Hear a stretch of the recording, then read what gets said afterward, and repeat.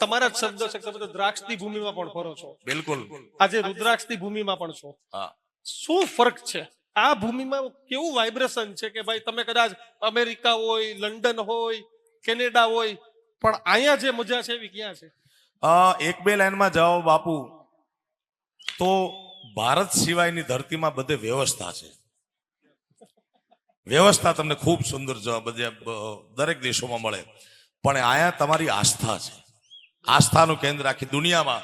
કારણ કે કૃષ્ણ પરમાત્મા લઈ લો, 24 અવતાર થયા, જય જય મીન વરા કમટનર હરબલી વામન પરશુરામ રઘુવીર કૃષ્ણ કીર્તિ જગપાવન બુદ્ધ કલંકી વ્યાસ.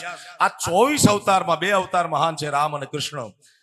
આખી ધરતી, અખંડ ધરતી, અખંડ વિશ્વ એ પરમાત્માનું છે. તો કેમ કૃષ્ણ પરમાત્માએ અમેરિકા જન્મ ન લીધો? કેમ રામચંદ્ર ભગવાને લંડનમાં જન્મ ન લીધો? કારણ કે આ ધર્મની ભૂમિ છે, આ સંસ્કૃતિની ભૂમિ છે, આ સંસ્કારની ભૂમિ છે. એ દ્રાક્ષની સંસ્કૃતિ છે, આપણી રુદ્રાક્ષની સંસ્કૃતિ છે મારા બાપ.